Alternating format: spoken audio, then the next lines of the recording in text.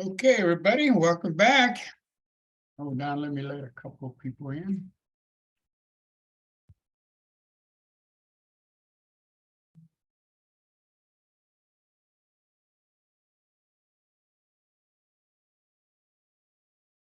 All right, well, any questions today?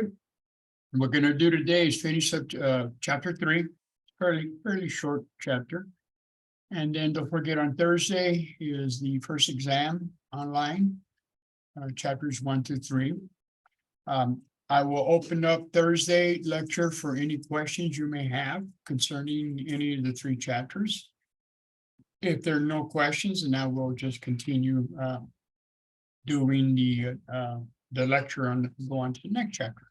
Okay, so don't forget if you need additional time, or you need, I have office hours per appointment between 3 and 4.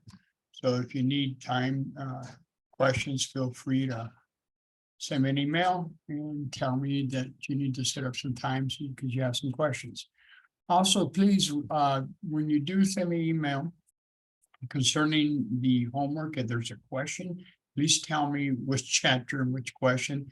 In the beginning, not a problem because probably everybody is chapter 1, chapter 2, but now as we progress through the semester, people are spread out. So if you tell me, I have a question, but question number 4, I don't know what question number 4 is, which chapter. So be specific, okay? And I'll get that answer back to you as soon as possible. All right, let us jump into chapter 3, which deals with conversions, okay? Again, we're gonna use a system where we're gonna basically keep track of our units. Keeping track of our units allows us to set up problems properly, okay? Now, we're gonna take a systematic approach to these problems.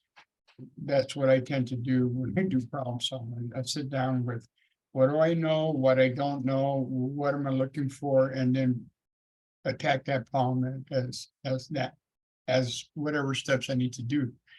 And so I take the same approach here, systematic approach. Eventually, as you progress and become more familiar with how to set problems up, yes, by all means, you can start setting up in your technique, okay? But when you ever get a problem that you're like totally lost, break it down to the little pieces and you'll see you can get through it. All right, so metric units and conversions. We had mention before the units and the symbols for length, mass, and volume. Not so much time, but the units for time is second, regardless if it's metric or English, okay? The symbol for a meter is lowercase m. Symbol for G for gram for mass is lowercase g. Uppercase L for volume, which is liter, and then lowercase s for second. Okay, so those are the symbols for the metric units that we'll be utilizing. Now we're going to be using prefixes in here. And I did go through the prefixes of centi, deci, centi, milli, and micro. Okay, so be familiar with those. And there is a file that I break it down for you as PDF files. So study that to help you out. But we're going to be using the prefixes for K, which is 1,000 times larger of that unit. That's what the prefix K stands for. A D for deci stands 10 times smaller. C for centi, 100 times smaller. M for milli, which is 1,000 times smaller. And then the U or the mu symbol, the Greek mu symbol for micro, which is 1,000,000 times smaller. So those prefixes can be utilized for all the other, for the gram, the liter, and gram, liter, and meter, gram, and liters. All those prefixes there, you can put them right in front. Okay, give you additional units. So here we have a 1 meter. And you may ask, well, that is equal to how many centimeters? Well, you might forget, but if you remember that the C stands for century, and you know there's 100 years in a century, so you can answer that one very quickly, and it's 100 centimeters in 1 meter. And the next one, where 1 meter is equal to X number of D for decimeters, D stands for, what can stand for decade to help you out with the prefix and the value. Decade, 10 years in a decade, so therefore there are 10 decimeters in 1 meter. You see the letter K, that's for 1,000 times greater than 1 meter. So in 1 kilometer, there are 8,000 meters. Okay. And then the mu, which looks like the letter U, stands for micro. It is a million times smaller. So in 1 meter, there are 1,000,000 micrometers. Okay. And then finally, in 1 meter, there are 1,000 milliliters. The prefix M for milli, you can think of 1,000 years in a millennium. Okay. All right, so be familiar with those to help you out with respect to converting from one unit to the other. Now, keep in mind, all of these conversion factors are exact numbers, okay, that we've been talking about and we'll be talking about. Conversion factors in general are exact numbers, and therefore being exact numbers will not play a role in determining how many sig figs you have with respect to your answer, okay? So we're going to utilize what your book calls a factor label method. There's other names for it called dimensional analysis, variety of different names. What basically means is this: I write down what I'm looking for, okay? I write down what I have, and I keep track of my units. Right? All right, so you identify the units that you are searching for. What are the units that you're looking for? Okay. Then identify based on the problem what you were given. Now, once you know where you're at to begin with, where you got to go, where you need to end up unit-wise, then you start putting in the conversion factors, these ratios, in the appropriate factor. Okay. Setting it up so that you are canceling units out accordingly to get to the final unit that you need to get to. Okay. And you can set up with an infinite number of factors until you get to the units that you're searching. All right, so check the units and then your answer, right, put them in proper number of sig figs. Now remember the term when they tell you put in proper number of sig figs. Well, think about what you're doing mathematically. If you are multiplying or dividing, then yes, you are looking at sig figs, think significant figures, okay? And your answer should have no more sig figs than that number that you use in the mathematical function that contains a less number of sig figs, the least accurate, okay? Disregarding the exact factors that had nothing to do with the number of sig figs. If you're adding and subtracting, then think decimal places. The one with the number with the least number of decimal places is the least accurate. So your final answer should have no more decimal places when you add and subtract than that number that contains the least number of decimal places.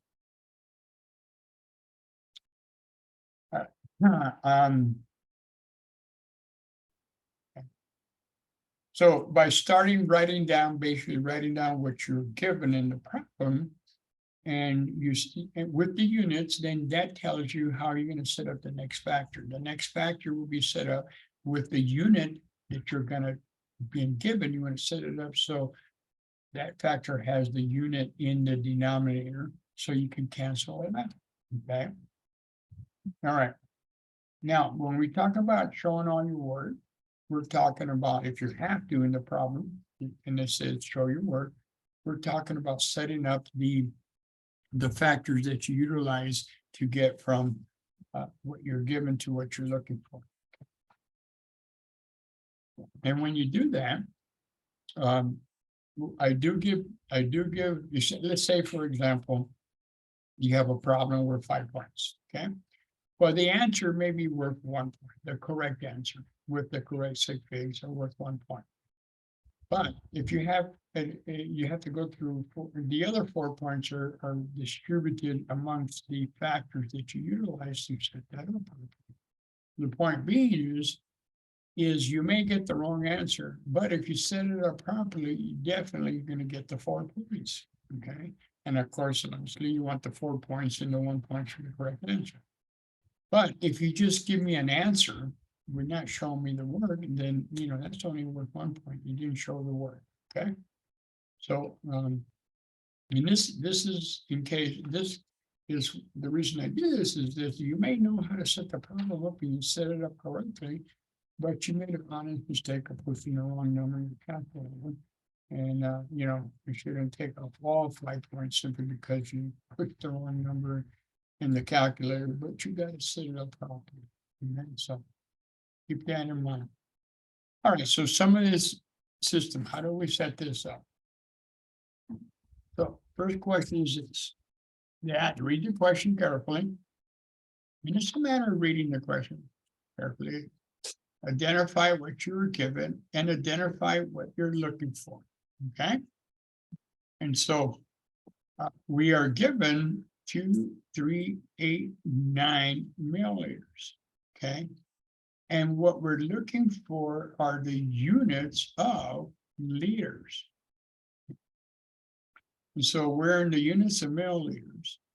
And so then after that, I think, well, what do I know about conversion of liters to milliliters? Well, I know based on that table I gave you that in 1 liter that is equal to 1,000 milliliters. So there's my factor that I'm going to utilize here. Okay. I also keep track of my sig figs. I got 4 sig figs here. So my answer should have 4 sig figs at the end. Okay.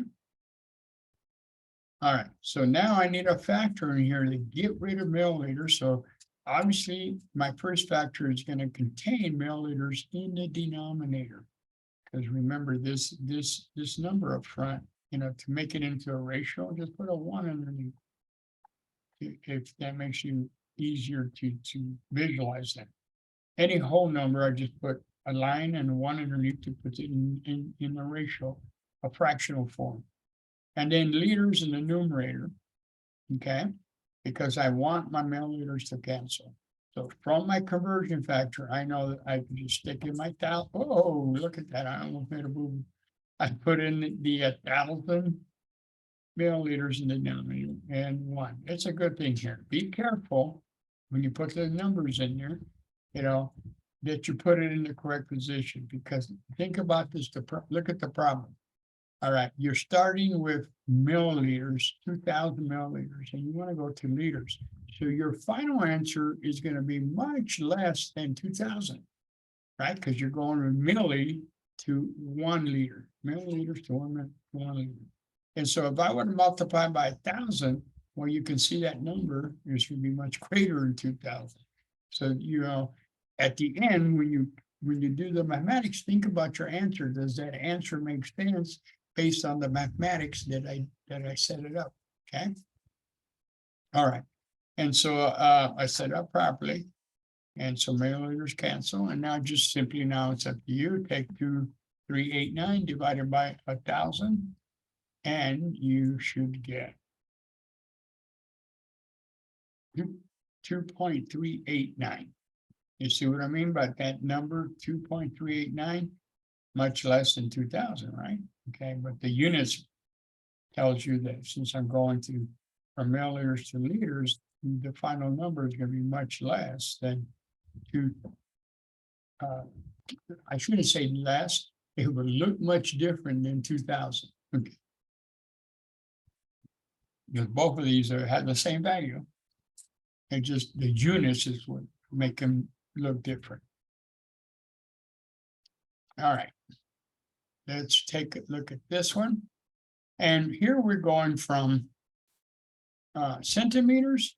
And so I write down what I'm given. okay, to where I need to go, which is kilometers, right? And so I write down some factors that I'm familiar with, that in 1 meter, there are 100 centimeters, right? Okay. And with the other thing I know is that in 1 kilometer, there are 1,000 meters. Okay. And so I'm over here in centimeters, and I'm going to get to kilometers. So my first factor, I need to set it up with centimeters in the denominator. Okay. And meters on top based on the first factor right here. Okay. So keeping track of my units, that gets me into the units of meters, which is not kilometers. So I need my other factor, where obviously I'm going to put kilometers in the top numerator and 1,000 meters in the denominator.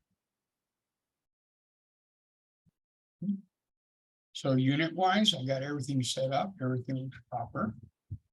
Okay.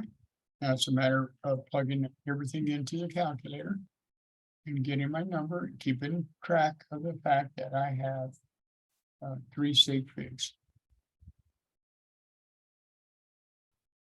Bear with me 1 second.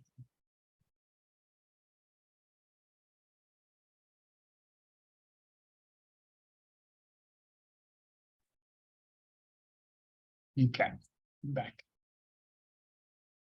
All right, so I write down what I'm looking for. Okay, those are my conversion factors. That way I just wrote in. Look at my units, see how my units cancel out. Now, at this point, you might be seeing that, you know what, I could probably combine some conversion factors, and you can. I'm not gonna show you how at this moment, but if you recognize that here, that you can combine these into one conversion factor to get you from kilometers to centimeters, by all means, that's fine. Okay, but at this point, if you don't recognize it, wait until you recognize it. So go through each conversion factor and keeping track of units until you're happy with how you set that up. And there you go. So again, keep track of what you're doing mathematically. And so you start off with 12,000 and you end up with 0.125. Okay. And so that seems reasonable based on the mathematics of what you did. You divided by 100 and by 1,000. And then obviously a last check is check your units. You can see that everything's set up properly. All right.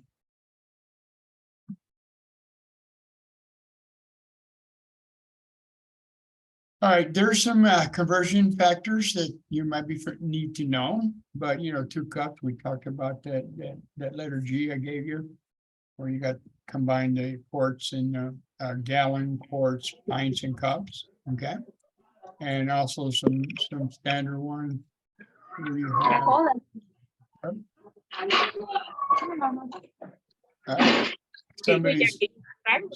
Somebody's speaker is on your mic. Okay, here we go. All right, so some English conversion factors. That's by all means not all of them, obviously. I mean, you got 5,280 feet per mile. You can use that. Whatever conversion factor you need to get from unit to unit. This one here is refresher, that G. We got the big G, which represents the gallon, and then within the big G, you got 4 Qs to represent 4 quarts in 1 gallon. Within the Q for the quarts, you got 2 Ps, which is 2 pints per quart. And within the pints, you got 2 Cs, which represent cups. So 2 cups per pint, okay, 2 pints per quart, 4 quarts per unit. Right, so with that information, you can go within the English unit, convert from gallons to cups. All right, so we write down what we are given 44.5 cups. We got 3 sig figs there. Okay. We first put our first conversion factor where we can get rid of cups to get us to pints, right? Then we need another conversion factor that will get rid of the pints to give us quarts. And then finally, to get rid of the quarts, we add the 1 gallon to 4 quarts. Okay, so all the conversion factors are exact numbers. So our final answer should only be at 3 sig figs. So our answer is 2.78 gallons. Now, I'm sure you may recognize this, maybe not, but if you look at all these conversion factors, can anybody tell me in 1 gallon, how many cups do I have?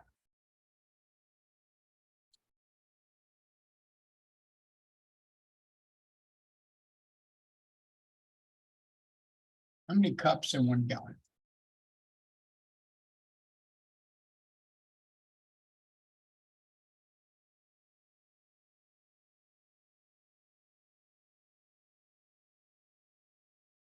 Exactly, 16. And so you can make a 1 factor, because you got 2 times 2. You see the pints cancel here, quarts cancel. So it's 4 times 2, which is 8 times 2 is 16.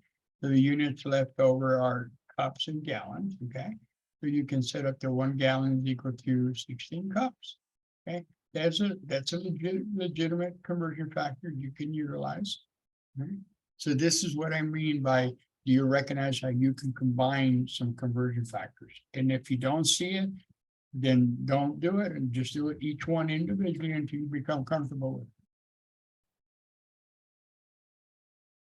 All right, next one says, how many inches in 3.5 yards? So we write down what we're given.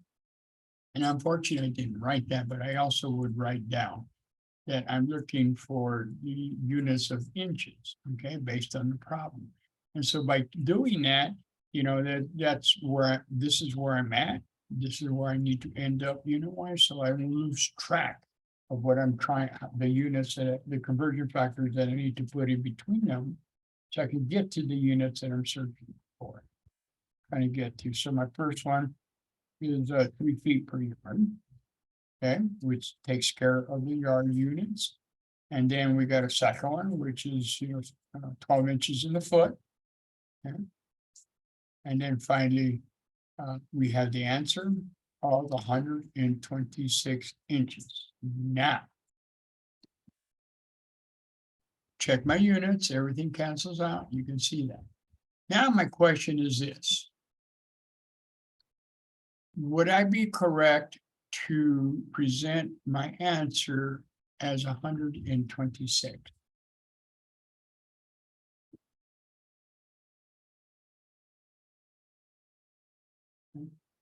If you wrote that in your answer as 126 inches, would you be correct in that answer?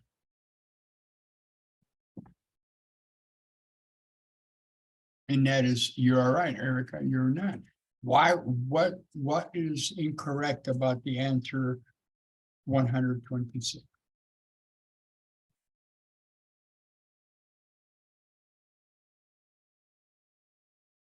Okay, number of sig figs, exactly. So how many sig figs should our answer have?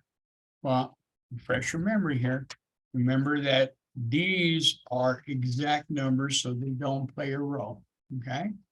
And we got 2 sig figs, you're correct, Jessica and Erica, because our measurement, which is 2.5, is only has 2 sig figs.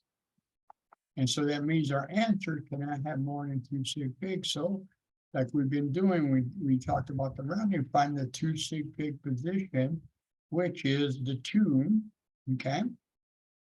We look at the neighbor, round that number 2. Do we round it? Yes, we do, because it's greater than 5. So our answer is 130 inches. Okay, and that is because our starting number has only two significant digits or figures, and therefore our answer should only have two significant digits. Right. So that is our answer right there. All right, now we give you these conversion factors where we're going from English to metric, okay?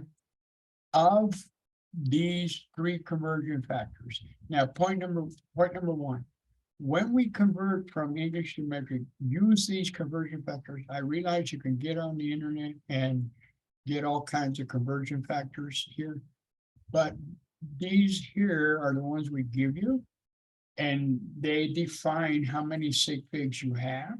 So therefore, when you use them, let me restate that define part about the sig figs, but if you use other ones and then you type those answers that you finally get, they may not correspond with what Canvas is. Keep in mind, Canvas is not AI. I wish it was.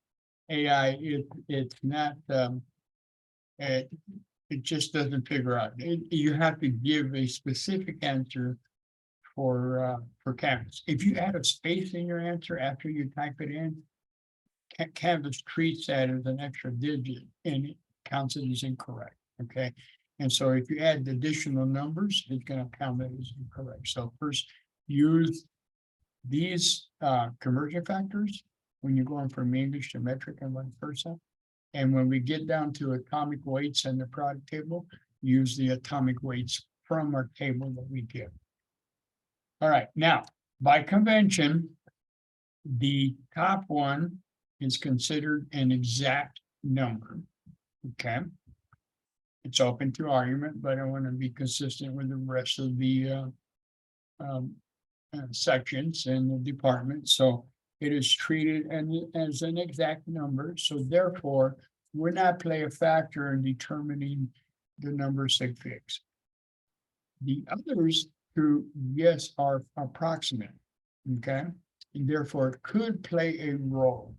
So note that 1 pound, the one is exact, so that would be a factor, but the 4.54 is not exact.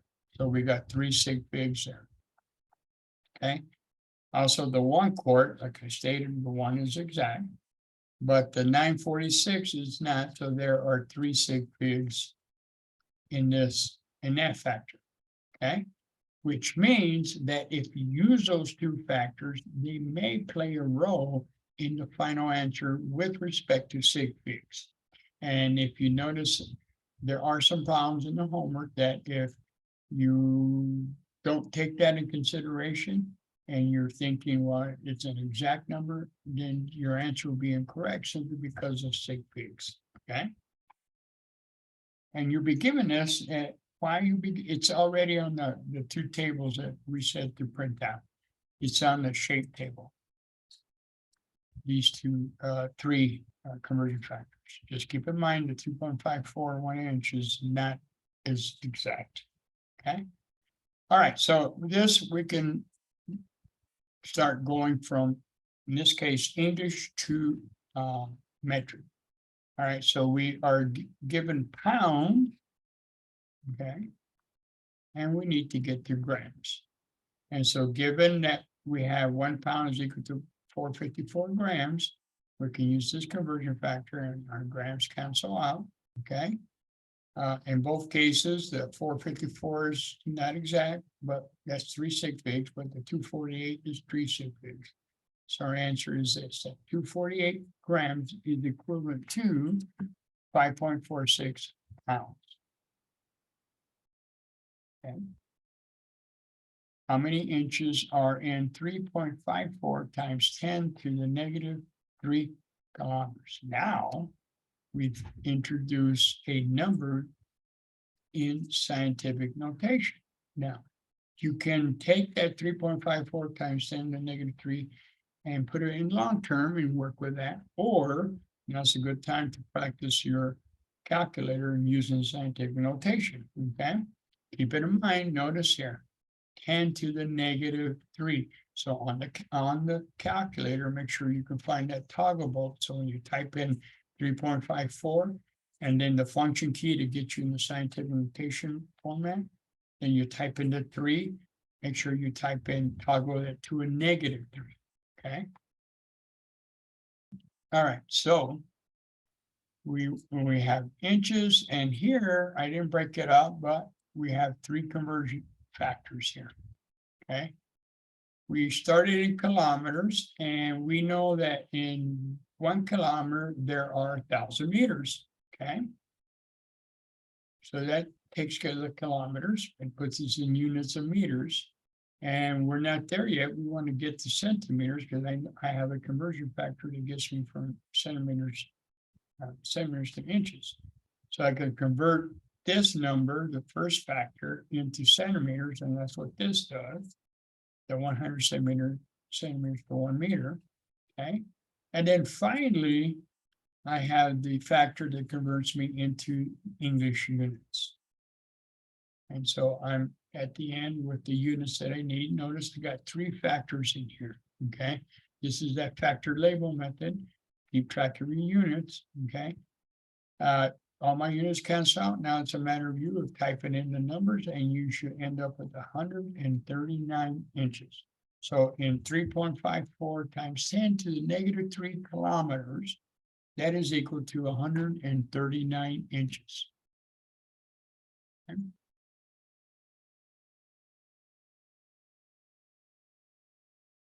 All right, so in this case here, we got 2-liter bottle soda contains how many quarts? Well, we set up our system where if we got liters here, we want to get rid of the liters and get into milliliters. Why?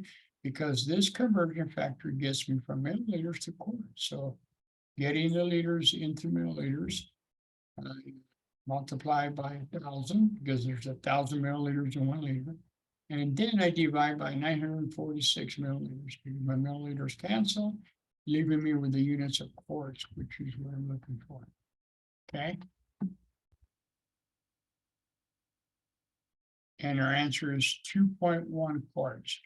I got 2 sig figs. Now remember, the 946 is not exact. If, for example, this number here was like 2.000, okay, which has 4 sig figs, then the 946 will play a role in making sure you got the correct number of sig figs there. Okay, because this has 3 sig figs, the 946. But the number given has 2 sig figs, so our answer will end up with 2 sig figs. But keep that in mind when you use those 2 conversion factors. They're treated as not exact, they're measurements. All right, so focus, work on your homework. Use the conversion factors that we talked about. Okay. And there are so many factors out there. My suggestion is, don't use them. Use the ones that we provide. Okay. This Canvas is not going to recognize a lot of them. All right, so that is the system of factor label system, basically keeping track of your units. And when you're converting from one unit to another, which we're going to play a big role in chemical reactions. Okay, we're going to use the same system to get us from one reactant to the product. Okay, by keeping track of our units. All right, so what we want to do now is talk about volume, and what we're going to do here is basically get into calculations of density. If you recall, we had density, which is by definition is a mass of matter divided by the volume it has. Now, there's a couple of ways to measure volume. Obviously, if you had a system where you had a square box, for example, something that you can measure length, width, and height, you can directly measure it. Measure the length, measure the height and the width, multiply it all by those numbers you measured, and guess what? You got a volume, right? Like 1 centimeter times 1 centimeter times 1 centimeter gives me 1 cubic centimeter, and is the volume. However, there's a lot of things out there in nature that you cannot do that because the shape is so irregular. And so what we can do is we measure the volume by displacement, okay?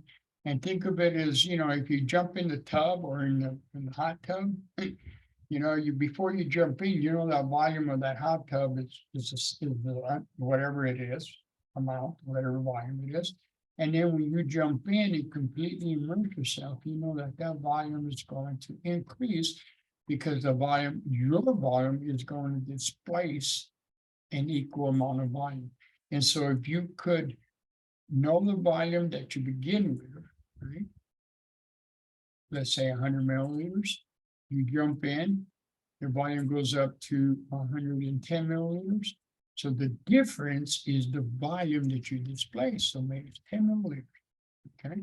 For example, that's called volume by displacement. If you take a diamond and you place it in a graduated cylinder, we recall it's that cylinder glassware that has the scale on it. And it begins with, you put 20 milliliters of water in that flask. Okay. And so you got a Erlenmeyer flask, okay. And you add some water in here, and you have, I don't know, 20 milliliters of water. Okay, that's what you put in. That's what you begin with. Now you throw in the diamond into that flask, and guess what? The volume increases now to, in this case, 34.7 milliliters. So that's where it starts at 20. And it ends. Now, point number one, okay, which is important. The volume will displace up to 34.7. That is not the volume of the diamond, okay? The difference between where it ended minus where it started is the volume of the diamond. The volume of the diamond. So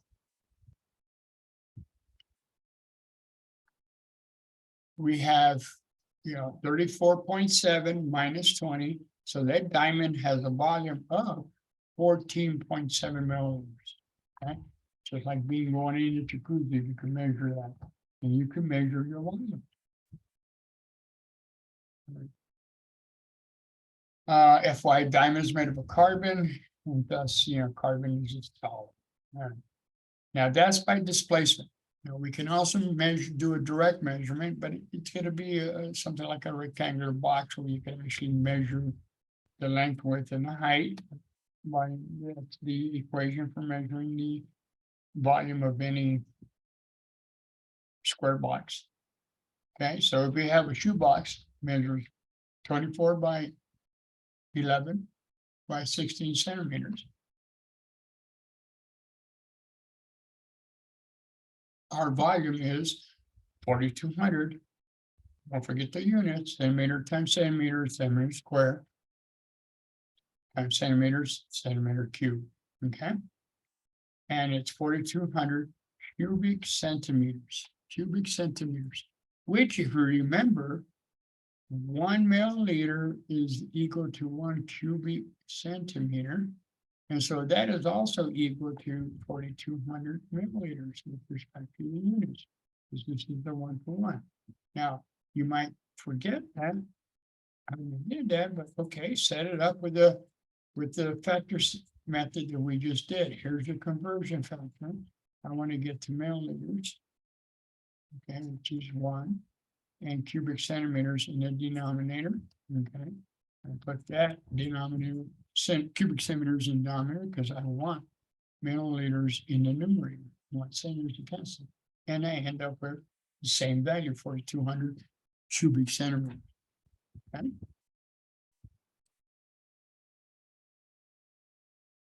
So which brings us to density.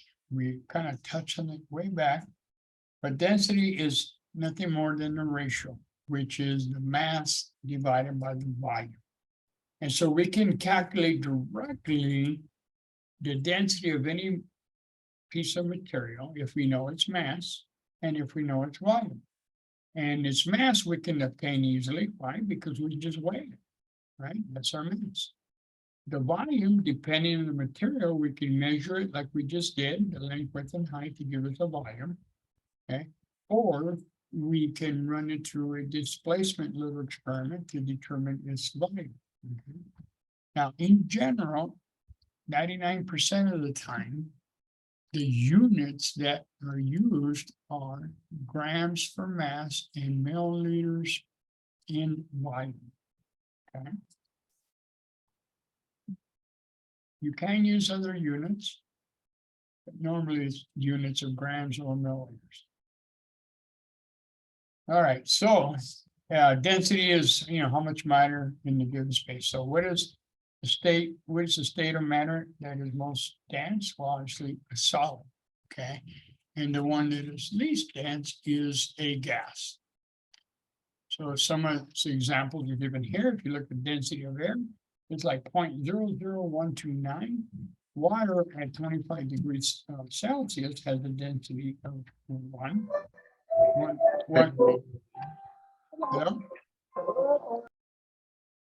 gram per. Did somebody have a question? I just heard somebody's mic. All right. And gold, you can see gold is at 18.9. So you can see the differences of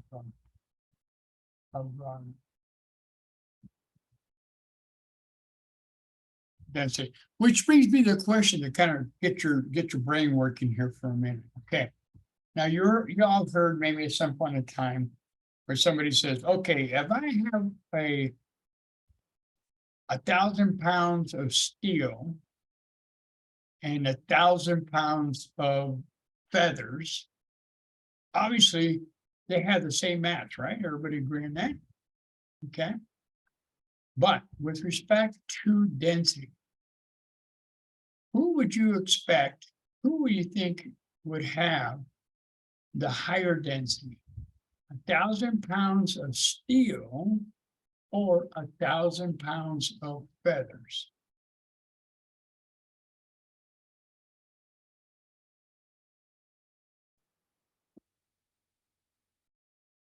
Kind of a trick question.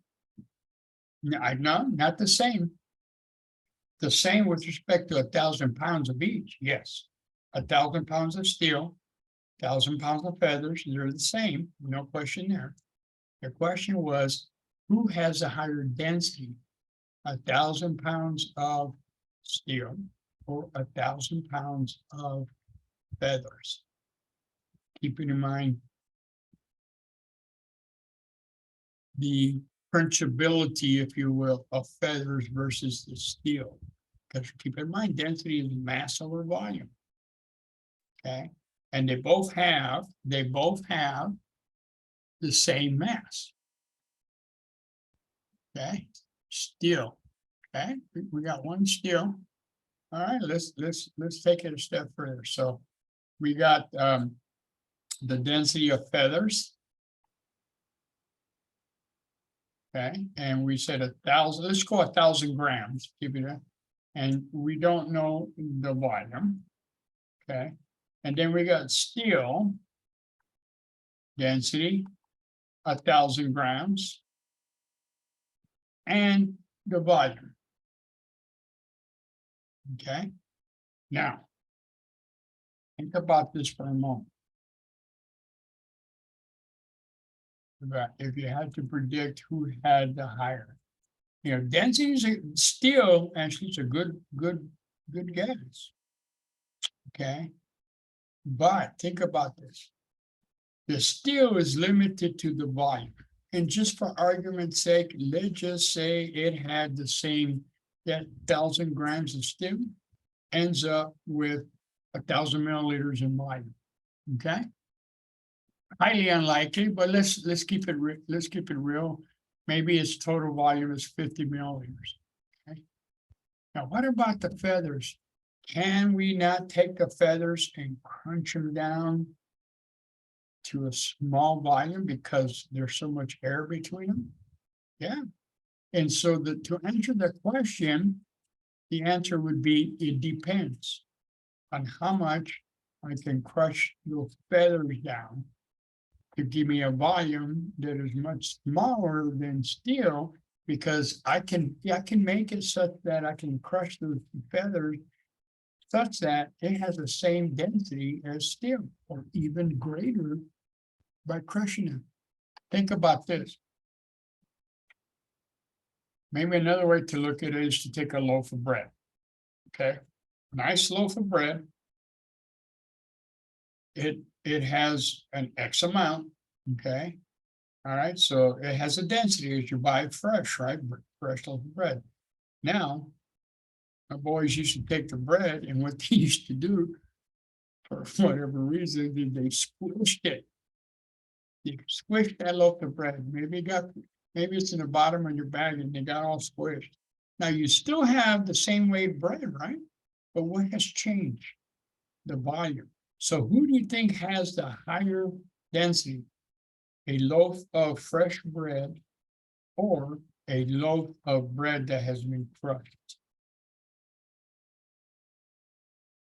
Who's got the higher density? The crushed one, exactly. Why? Because you changed the volume. And by changing the volume, that milliliter, the volume has gotten smaller. And now you're dividing with whatever way by a smaller number, which means that number gets greater, the overall ratio. Okay. Like, remember I talked about how ice expands, so that volume got bigger and that ratio got smaller. So that's why ice floats. Okay. All right, so don't confuse density with mass and weight, totally different things, okay? Density can vary depending on the material. All right, so it's great. All right, when we do density calculations, the simple, straightforward calculation is you're given the mass and you're given the volume, or you're going to determine it, and you do a simple mass or volume calculation. Okay, that's one type, type one. The second type is that you're going to calculate either the mass or the volume from a density value. Okay, depending on the question, you're going to, that density is a ratio, and I could set that ratio up as either grams in the numerator or grams in the denominator, depending on the question. For example, we have chloroform. Chloroform is a liquid that used to be used back in the day for your time you had an operation and knock you out. Okay, back in the day, you know, I don't believe they still use it, but it is very heavy. It has a density relative to water. Your density is a relative thing. Relative to water, if they don't mix, chloroform and water don't mix, but if you put some in together in water, the chloroform will fall to the bottom because it is much greater density wise than water. Water is 1 gram per milliliter. Chloroform is 1.48. Okay. Now we're going to do here is do some calculations. The point being, also remember, as any ratio, just like the conversion factors we gave you and we've been talking about, it is a ratio and I can adjust. I can adjust either the value depending on the question. So I can write the density as either grams in the numerator and or grams in the denominator, either one. Which one I use depends on the question and what I'm multiplying that factor by. So I can get rid of certain units. Okay, you can see that here, I hope, that if I use in the left factor, that obviously I'm multiplying by X milliliters because I want my milliliters to cancel. If I start off with grams, X grams, I'm going to use the right factor because I want grams to cancel, leaving me with units and milliliters. Okay. All right. Now, the other thing to take away is when you do density calculations, if you're calculating the density straightforward, yes, you have units of grams or milliliters. However, if you're using density, you're either going to have at the end units of either grams or units of milliliters, depending on the question. All right, for example, what is the density of this necklace? if 484.56 grams has a volume of 25.64 grams. Pretty straightforward here, okay? Keep it in mind that density is equal to mass over volume, right? We're given the mass and we're given the volume.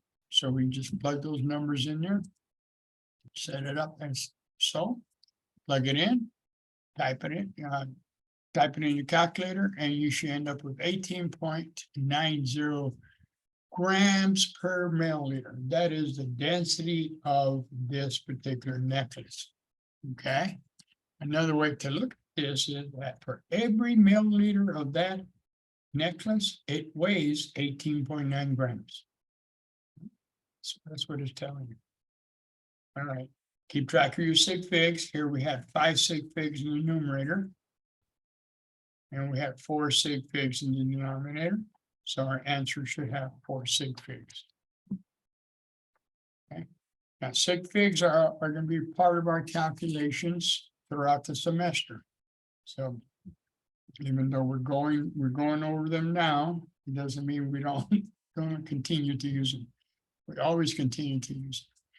All right, so here's a situation now where before we're doing a direct calculation of density.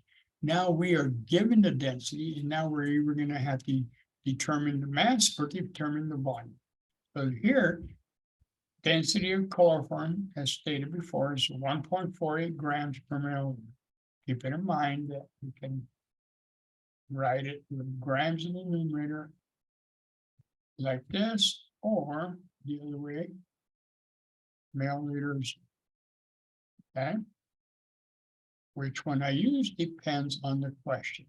Here's the question. How many grams would 17.5 milliliters of chloroform mass? All right, so write down what you're given. Okay. Obviously, we're going to use a conversion factor here. Write down what you're looking for unit-wise. We want grams of chloroform. Okay. We need milliliters in the denominator, grams in the numerator. Okay, so obviously we're using the factor on the left, right here.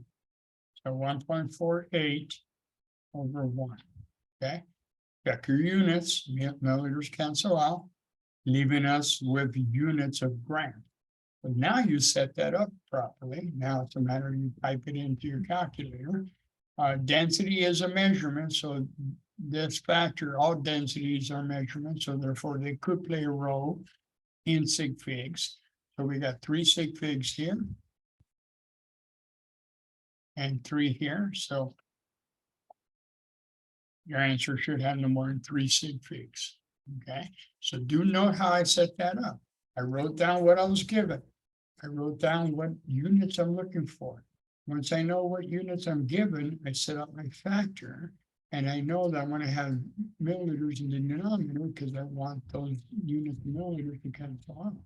Okay, and since I'm going to grams here and I'm just using density, I know what grams are being done. Okay, now it's just doing the math. Clear up my mess here.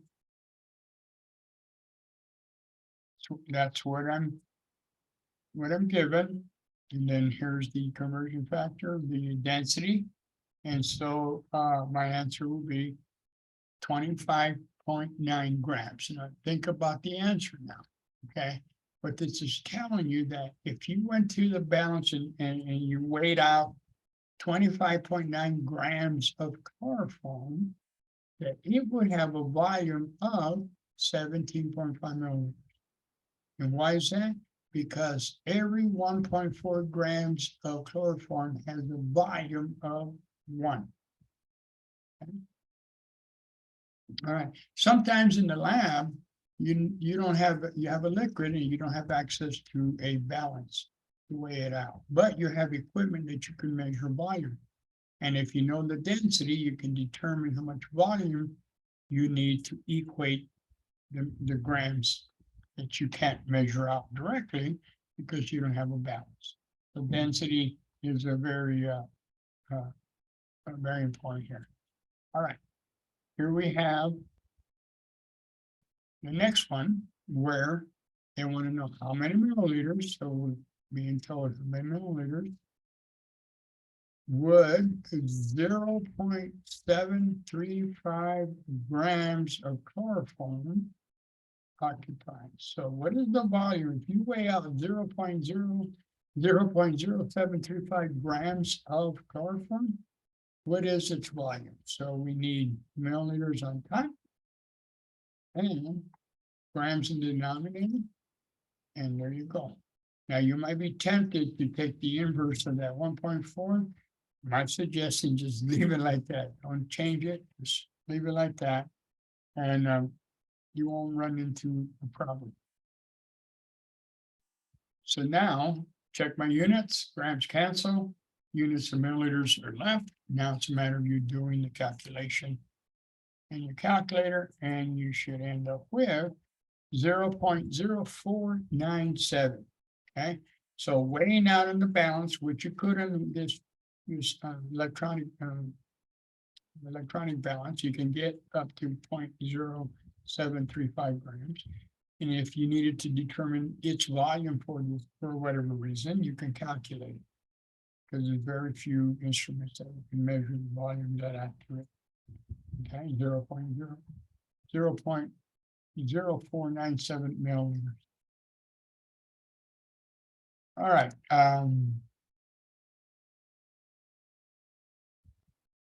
We're going to shift gears for a little bit. We'll talk about energy. Okay, any questions about this so far? Okay. Now, when we talk about temperature, we are talking about, they kind of coincide with each other with respect to energy, because obviously, if we increase the temperature, we are increasing the energy of a system, okay? And it stands to reason that as you increase the energy of the system by increasing the temperature, you're going to get hot molecules, right? And they're going to move very fast. And because of that, because they have a lot of high energy, right? Whereas cold molecules tend to move slower, it's a relative term here, because their energy has decreased. Okay? So it's a matter of energy. And the big takeaway about this is Mother Nature doesn't want to go uphill while it's spontaneously. Okay, it's always from a high energy state down to a lower energy state. Yes, you can kick it back up the hill, but you got to put energy, if you will, to get it up there to the high energy state. Now we measure obviously temperature with a thermometer, right? And we have 3 scales that we utilize. The first scale we're all familiar with is the English scale, which is Fahrenheit. And then you have the metric scale, which is C for Celsius. And then we have a third one, which you may not be familiar with. It's called the Kelvin scale. Okay, Kelvin scale. Now, the thing about the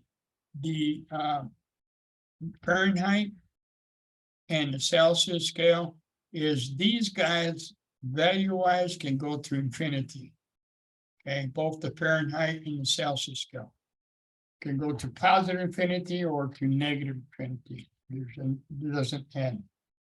The Kelvin stops at 0. Okay. This scale was created by Lord Kelvin, a British scientist. Anyway, using his scale, ends at 0.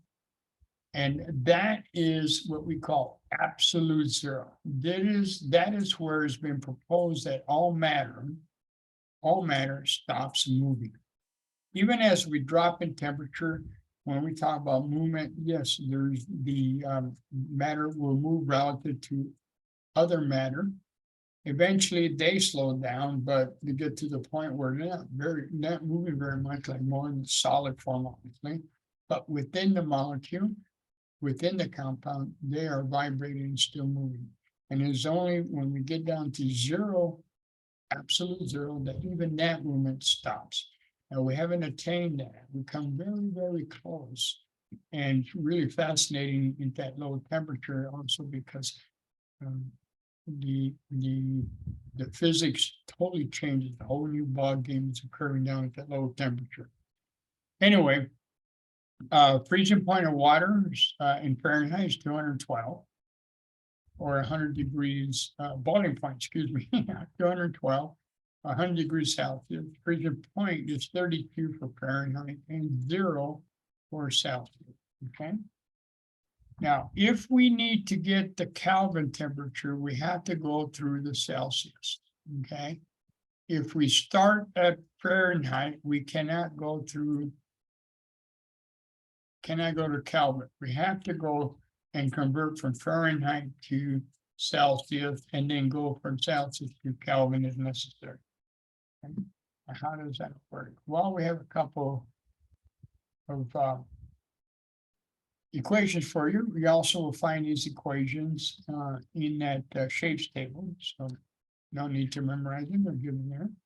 First equation is to get into Celsius. If you have the Fahrenheit temperature, subtract 32 and then multiply it by by 1.8. That gives you the units of Celsius. And if you are looking for Fahrenheit and you're given Celsius, take the Celsius temperature, multiply that by 1.8 and then add 32. Okay, that's how you get back from Celsius to Fahrenheit. If you need to get to Kelvin, you take your Celsius temperature, whatever it may be, and you simply add 273. That's it. And so that's how you can get into Kelvin. So try that, these calculations, and you can see here that Phoenix can get up to 115. Try that and see if you come up with the following temperatures that corresponds to 46 Celsius or 319 Kelvin. Okay. All right. Heat / energy. Okay, if we look at these two big beakers here, well, they represent, it's a diagram that represents a container, obviously some kind of a liquid. That red rod looks like it's a thermometer, so we're measuring the temperature of these two containers here that contain a liquid. And if we look at the temperature, both of them are at 100 degrees Fahrenheit. Okay. So both of them have the same temperature, A and B. Now the question says, which one has a higher amount of heat / energy? Okay. And the best way to answer this is to think of it this way. All right, you're in the kitchen. You got a big old pot of water. You're getting ready to boil you're getting to boil and you're starting boiling to make some spaghetti. Or you get a little tiny pot of water. You can make a cup of tea. Okay, both of them are boiling. Now, you have a choice. Which one would you rather have spilt on you? Obviously, neither one. But if you had a choice, which one would you obviously say? I would take that little. Okay, all right, obviously, because that little one has, they're both boiling at 100 degrees of water. Okay, but because I have less mass on the little cup, there's less energy there, and so that will cause, I think, the less damage compared to that big old pot of water that contains a lot of molecule material, a lot of molecules of water, and causes a lot more damage. Okay, and will have a greater amount of heat. It's analogous also to in the storm systems. If you ever heard of the term El Nino and La Nina with respect to weather, is anybody aware of that or heard of that? What that is there's a large body of water on the Pacific, and that body of water could be maybe 1 or 2 degrees temperature greater than the rest of the water that's there. And that large body of water has so much energy involved there that it has effect on the Earth's weather throughout the Earth. So much energy there. Okay. So that's what you're trying here. So I'd rather have that little pot of water spilled, I mean, in that big, gigantic, big bottom, big one, okay? Heat transfer. Heat transfer, remember, is always from high to low. Mother Nature always goes from high to low. It's always downhill. And so if you're, you're cooking something, like a cookie, take it out of the oven and you grab it, that cookie, and you grab it, you're gonna burn your hands off. So you know what's happening here. The heat of the cookie is transferred to your hand. Okay, so your cookie loses the energy, whereas your hand picks it up. Transfer of energy. You might be familiar with this, let's say it's cold, which is unusual in this time period, but let's say it's winter here, it's cold, right? So you're up there taking a nice hot steamy shower. All right, so you're equated with the temperature of the shower, and you're spraying and you're boiling hot water, and you're not boiling the pot. All right, you're done. You open the door and you step out, and what happens? You get cold, right? And so what it does is go back into the shower area to warm up, right? Well, what's happening here? You're in the shower, your body is warm, the warm water. Now you step out, you are a higher temperature than the environment as you step out of the shower. So you lose heat. Temperature drops, you get cold. The environment picks up the heat. You jump back into the shower, your temperature is lower than the shower is. And now the heat goes from the shower back to you and you warm up. Okay. To transfer of energy back and forth, back and forth. Eventually, everybody's going to equate to the same, whatever room temperature it is. So for this example, you can take a piece of metal, put it in the freezer. Okay. Then when it's done for whatever time period, you take the metal and you put it in the bucket of hot water. Okay. What's happening here, the temperature of the metal will increase as it gains heat from the water, which means that the water temperature will decrease as it loses heat. And like I said, everything will eventually go to whatever room temperature it is. You make a cup of hot coffee, okay, put it on kitchen table, forget about it, you come back, it's at room temperature. All that heat has been dissipated into the environment because it's not going to sit there. All right, with that in mind, the exam obviously comes soon. That's Thursday. Don't forget to look at the YouTubes, both Dr. Kim and the one that I record. We got chapter problems, practice of conversion, density, and temperature problems. And be able, remember the sig figs, okay? Sig figs. Well, that in mind, any questions, comments, concerns?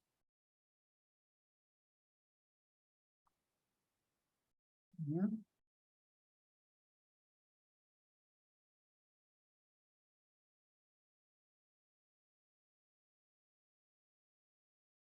No questions? Okay, well, that's good. Let me start up with, I have about 10 more minutes. I'm gonna go ahead and jump in next chapter then. Maybe Thursday you'll have some questions and we can go over them. If you have any questions about that. Where is my...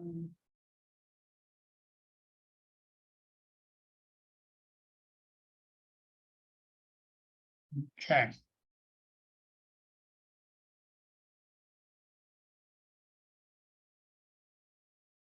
All righty then, let's jump in. Oh, there's a question.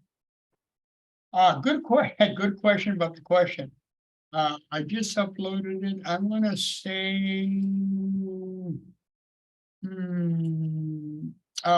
there are all the format, the question number of questions is probably about 20-25 questions. All of them are multiple choice, and I can tell you exactly, bear with me. Oh.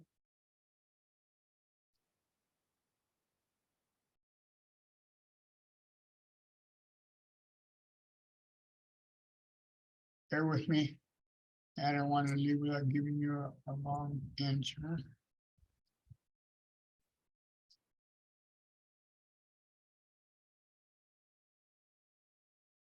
My system is a little slow, so bear with me for 1 second.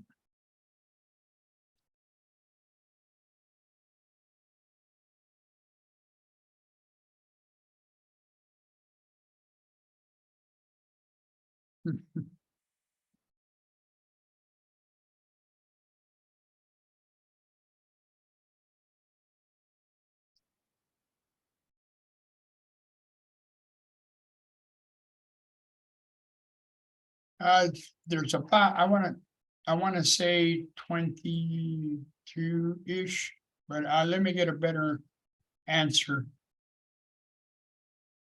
Okay, because I'm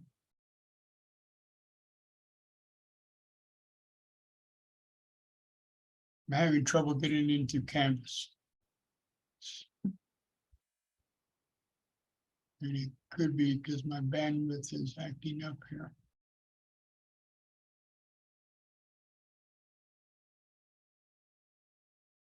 All right, the exam format, all multiple choice. There are a few short answer. Okay, and I will find out exactly how many